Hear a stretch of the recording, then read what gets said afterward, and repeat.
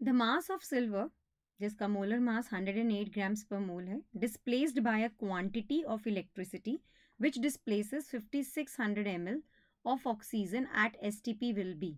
हमें सिल्वर का मास बताना है, that is been displaced by the quantity of the electricity जो डिस्प्लेस करता है 5600 ml of oxygen at STP। तो यहाँ पर हमें गिवन वॉल्यूम है ये of oxygen, this is given volume of oxygen, given volume of oxygen है ये।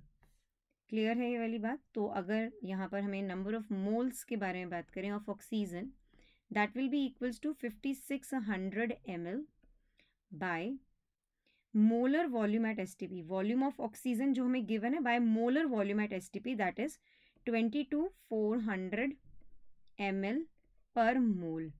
सो that comes out to be equals to 1/4 mole. ठीक है, नंबर ऑफ मोल्स ऑक्सीजन के पता चल गए। अब वेट ऑफ O2 मान के चलते हैं, वेट ऑफ O2 मान के नहीं, wait of oxygen O2 calculate करते हैं। So number of moles into molar mass, that is 32 grams पर मोल। सो मोल से mole cancel out, so it is equals to 8 grams हो गया है यहाँ पर। अब मुझे इक्विवेलेंट वेट ऑफ ऑक्सीजन के बारे में बात करना है।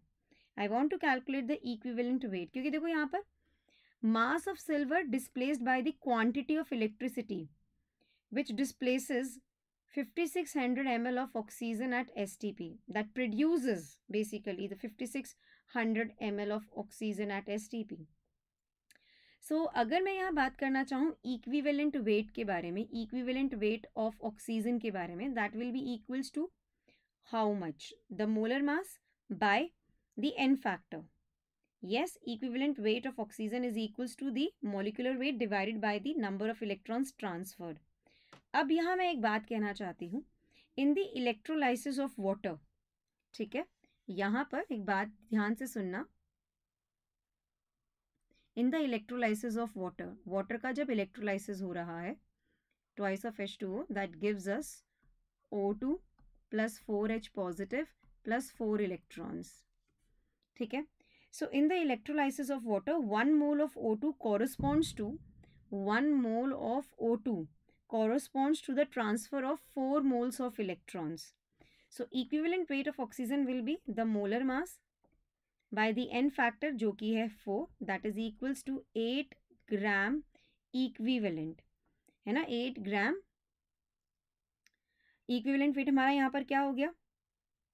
I think you got 8 ग्राम पर equivalent. That is absolutely right people. हाँ जी, ये वाली बात तो समझ में आ ही गई है आपको। ओके, यहाँ पर मैं एक और बात कहना चाहती हूँ। According to Faraday's law of electrolysis, the weight of silver displaced is proportional to the weight of oxygen displaced. मैं यहाँ लिखना चाहूँगी according to Faraday's law of electrolysis, according to Faraday's law of electrolysis, the weight of silver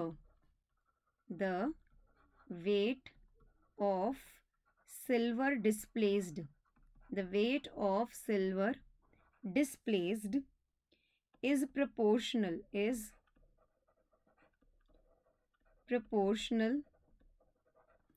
to the weight of oxygen displaced, to the weight of O2 displaced. Clear? So हम यहाँ ये कह सकते हैं कि भाई weight of Ag by equivalent weight of Ag is equals to weight of O2 by equivalent weight of O2। समझ में आई ये वाली बात? येस और नो, टेल मी। अब मैं यहाँ पर इक्विवेलेंट वेट ऑफ Ag के बारे में बात करना चाहती हूँ। इक्विवेलेंट वेट ऑफ Ag क्या होगा? The molar mass by n factor. So यहाँ पर आप देखेंगे it's Ag positive in the aqueous medium, okay, gains 1 electron and gives us Ag in the solid state. So n factor Ag के case में क्या होगा? It will be 1। ठीक है, क्लियर है? Yes, so that is this. So this is equals to 108 gram per equivalent. बोलो, क्या ये वाली बात क्लियर हो गई है?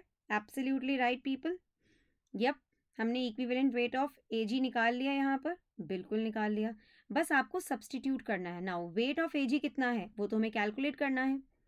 वेट ऑफ Ag तो हमें कैलकुलेट करना है bye equivalent weight of Ag 108। Wait of oxygen O2 कितना आया, 8 आया। इक्विवेलेंट वेट ऑफ ऑक्सीजन वो भी 8 आया। So in a way weight of Ag will be equals to 108 grams. So the weight of silver displaced is 108 grams basically. तो यहाँ पर आएगा 108. I think you understood the point very well.